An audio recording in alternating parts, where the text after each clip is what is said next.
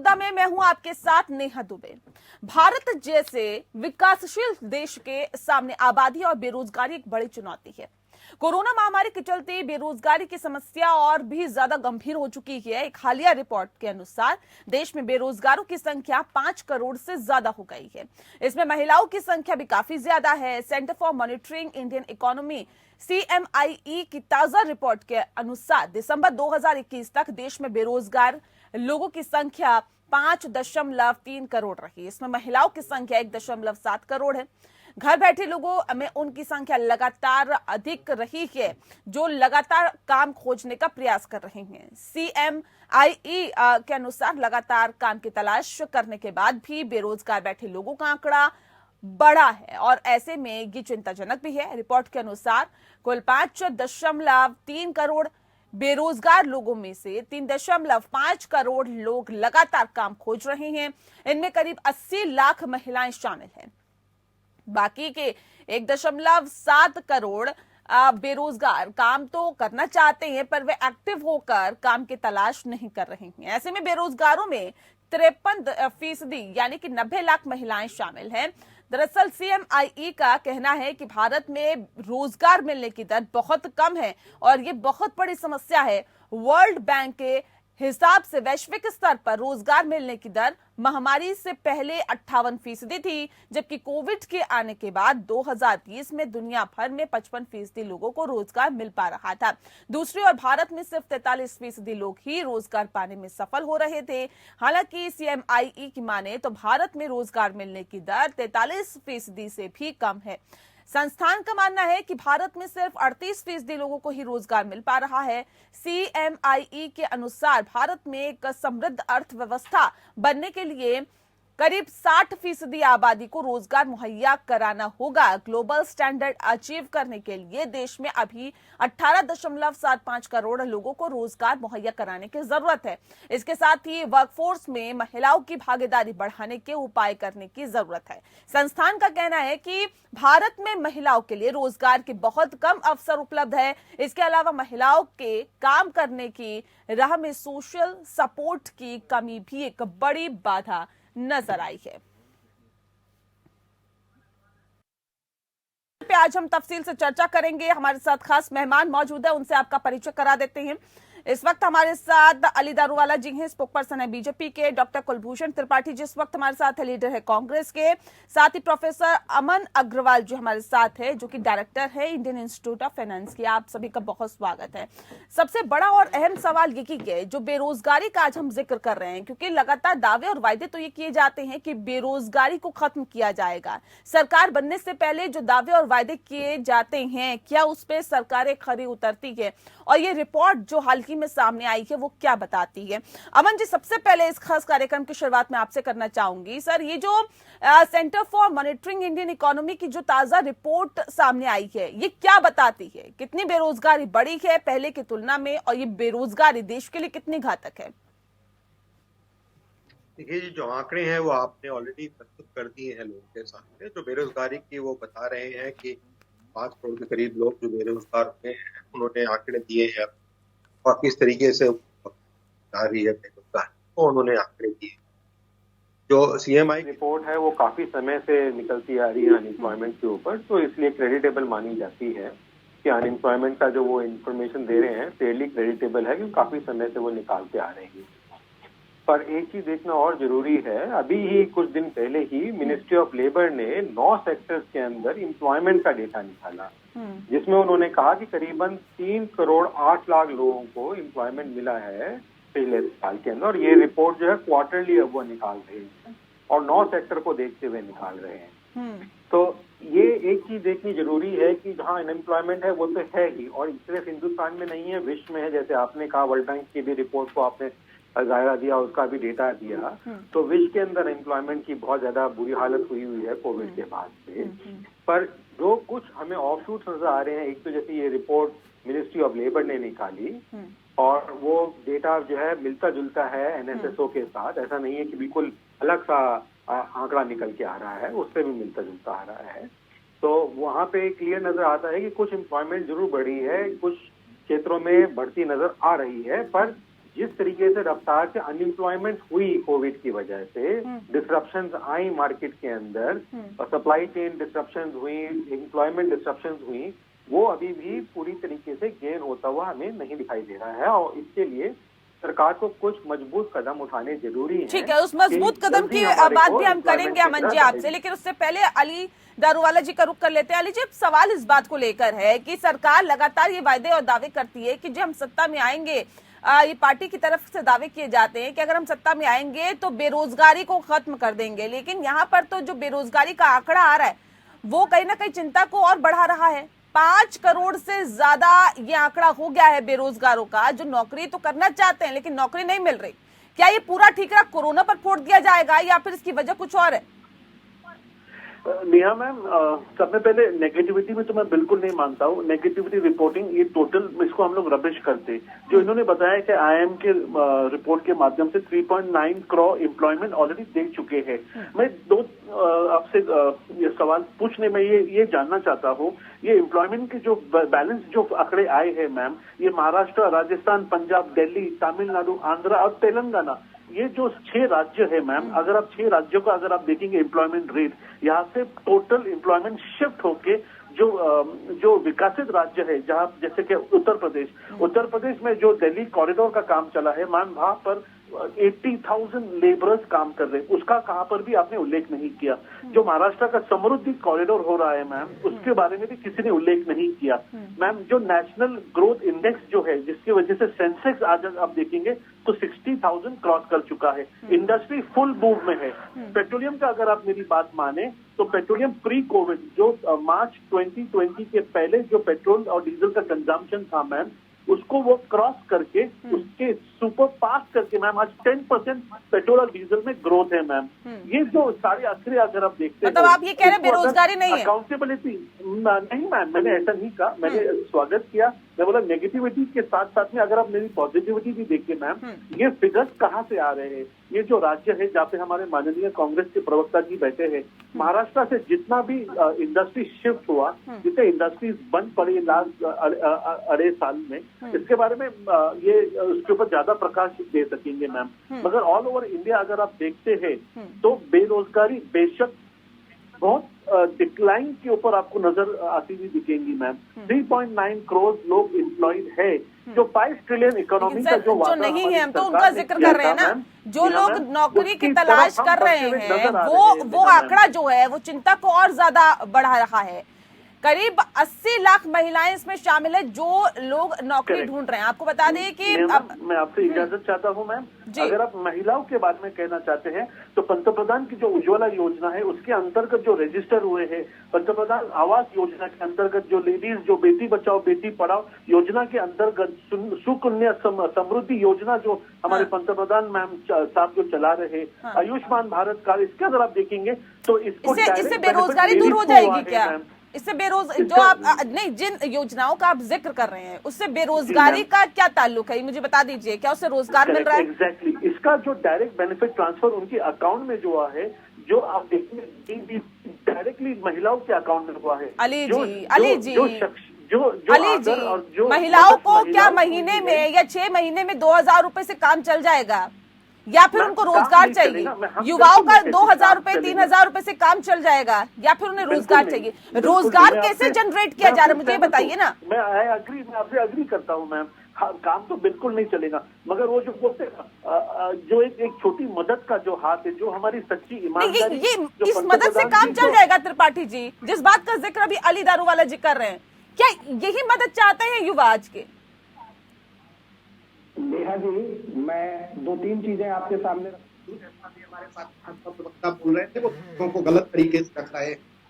अगर centre for monitoring Indian economy के आंकड़ों को देखा जाए तो सबसे ज्यादा बेरोजगारी की दर दिखाई देती है हरियाणा में, जहां भाजपा की सरकार है, 29.3%। उसके बाद जम्मू कश्मीर का नंबर आता है और तीसरे नंबर पे राजस्थान के अलावा बिहार, हिमाचल, त्रिपुरा, गोवा, शुक्र है उन्होंने कबूल तो किया।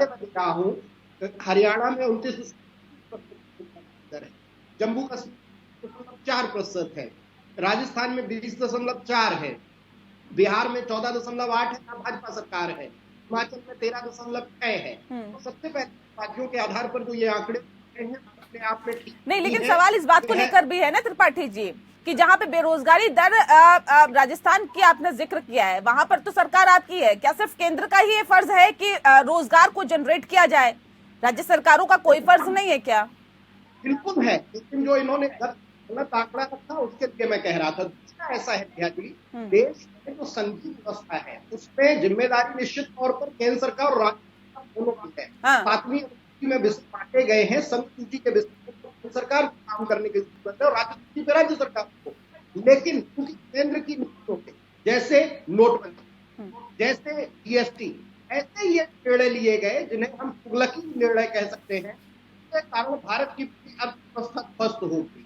पूरी तरह से उस व्यवस्था को तोड़ दिया गया कि 2014 में सभी इंडेक्स में भारत का बेहतर स्थिति में पहुंचा था। ठीक है, भारतीय जनता पार्टी ने उसको ठीक है अमन जी, अब सवाल इस बात को लेकर है क्या? होगी तो रोजगार डामाडोल। ठीक है, मैं आती हूँ अमन जी, अब सवाल इस बात को लेकर है जिस बात का जिक्र अभी त्रिपाठी जी कर रहे हैं। क्या वाकई सरकार की नीति, केंद्र सरकार की नीतियां ऐसी रही है जिस वजह से बेरोजगारी दर बढ़ी है?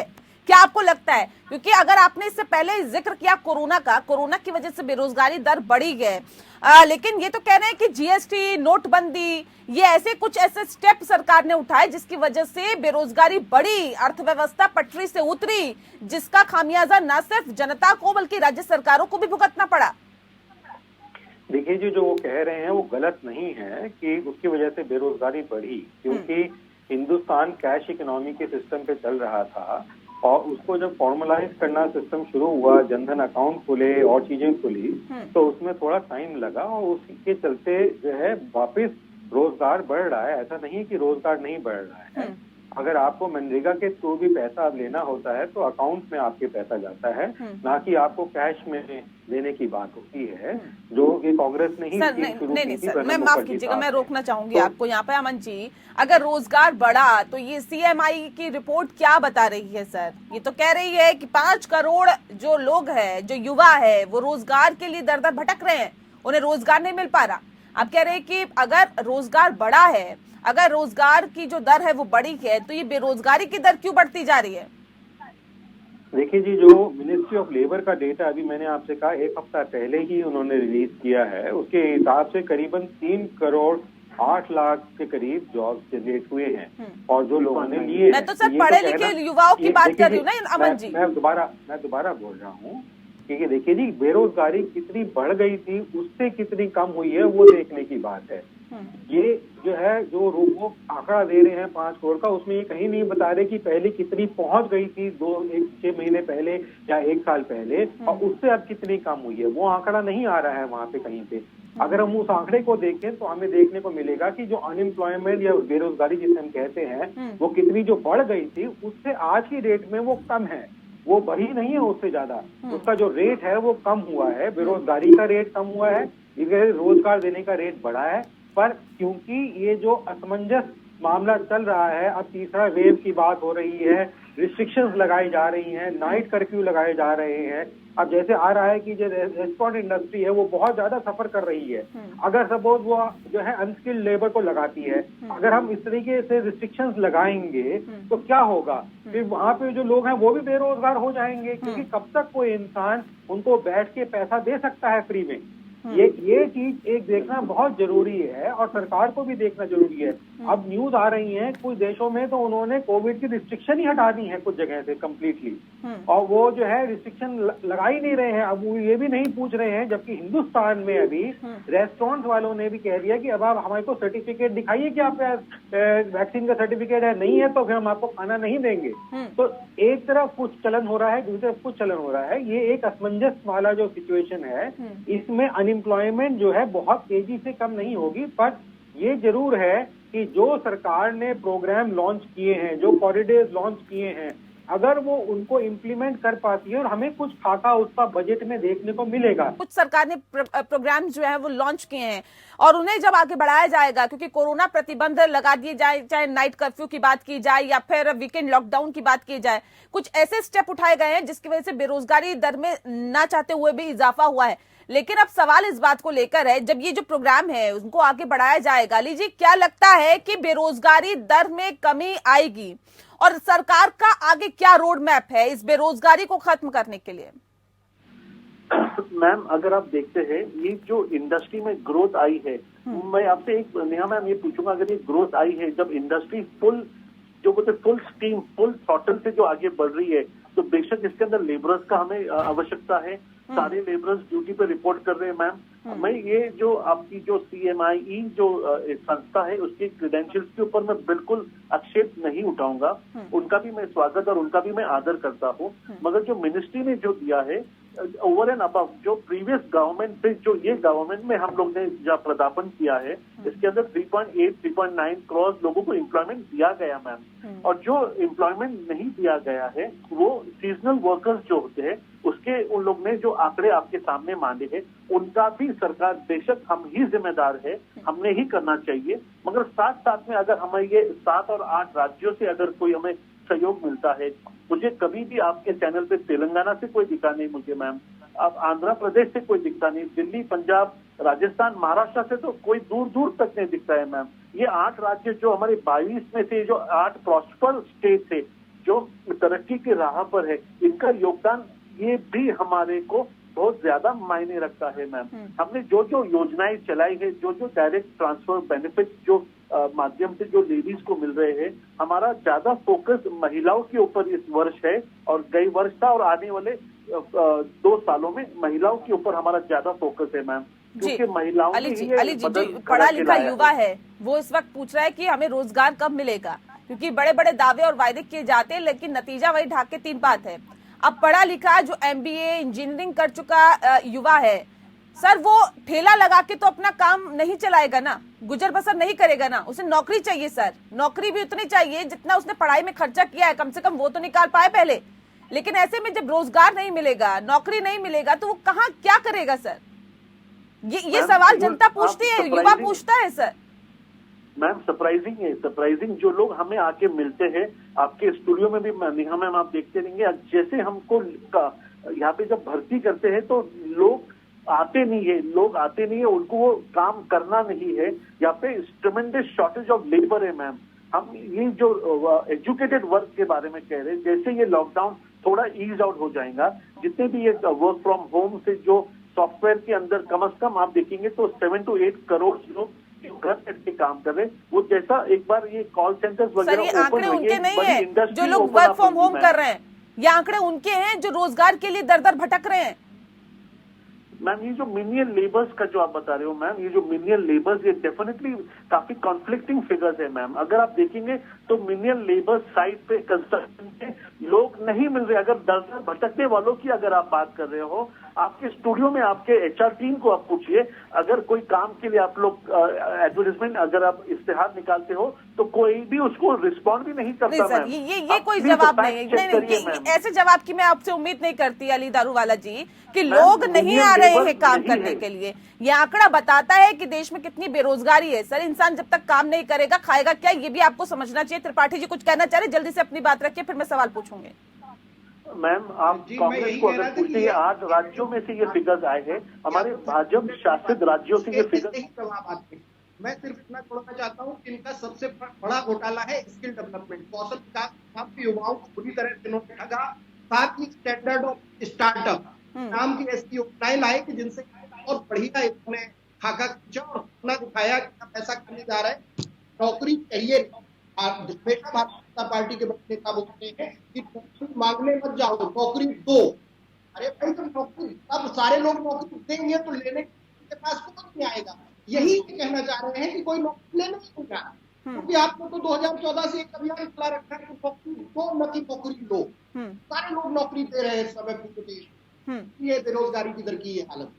ठीक है, लेकिन इसमें भी कोई दो राय नहीं, कोरोना की वजह से काफी ज्यादा प्रभाव पड़ा है अर्थव्यवस्था पर और नौकरियों पर भी। अमन जी आप उस बात का जिक्र कर दीजिए जिसको आप कहना चाह रहे थे। क्या अब स्टेप उठाने की जरूरत है सरकार को जिससे कि बेरोजगारी को कम किया जा सके? नहीं, आपने बड़ा अच्छा कहा, बिकॉज इसको सरकार को बड़ा सीरियसली लेना चाहिए। पहली चीज ये है कि सरकार ने जितने भी प्रोजेक्ट पिछले 4 या 5 साल में लॉन्च किए हैं उनमें से काफी सारे प्रोजेक्ट्स हैं जो स्पेशली लाइक डिफेंस कॉरिडोर के हैं या वाटरवेज कॉरिडोर के हैं या ट्रांसपोर्टेशन कॉरिडोर के हैं, वो अभी भी जो है इम्प्लीमेंट नहीं किए गए हैं। उनको इमीडिएटली इम्प्लीमेंटेशन स्टेज पे लेके आए ताकि जो है रोजगार बढ़ सके। बिल्कुल। दूसरी बात जो है फिस्कल स्पेंडिंग बढ़ानी होगी बजट के अंदर सरकार को, जो डेवलपमेंटल प्रोजेक्ट के ऊपर है। जैसे कोई नई निर्देश किया जाता है, इंफ्रास्ट्रक्चर बनाया जाता है, रोड रेलवे में हमने देखा रोड हाईवेज में कोई डेवलपमेंट हुई है पिछले 2 साल में, इस टाइप के जो डेवलपमेंट है उससे अनऑर्गेनाइज सेक्टर को काफी हद तक रोजगार मिलता है। तीसरी चीज जो है वो देखनी जरूरी है कि लिक्विडिटी अमेरिका के अंदर कंपनियों को अमेरिका की सरकार ने 5-5, 10-10 साल तक पैसा दिया है, जो कहा है कि 10 साल के बाद पैसा वापस करना शुरू करिए। यहाँ पे तो जो बैंक हैं वही पैसा नहीं दे रहे हैं लोगों को। सरकार ने लॉन्च करी, स्कीम्स लॉन्च करी पैसा देने की, पर वो बैंक ही आगे पैसा नहीं दे रहे हैं। जब वो पैसा ही नहीं देंगे तो आगे लिक्विडिटी कैसे बढ़ेगी और कोई जो रोजगार कर रहा है वो कैसे जाएगा। और आप ये सोचें कि आज पैसा देके कल मैं पैसा ले लूंगा तो वो आदमी इतनी जल्दी कैसे रिकवरी कर लेगा। जब उसका माल बिकेगा, चीजें बिकेंगी, सर्विसेज बिकेंगी, तभी तो वो पैसा दे पाएगा। बिल्कुल, ग्राउंड लेवल पर रहकर सोचने की जरूरत है, एक नीति बनाने की जरूरत है जिससे बेरोजगारी को दूर किया जा सके, युवाओं को रोजगार मिल सके, पढ़े लिखे युवा नौकरी पर जा सके। बहरहाल बहुत शुक्रिया आप सभी मेहमानों का हमारे साथ इस खास चर्चा में शामिल होने के लिए। मुद्दा में फिलहाल इतना ही। नमस्कार।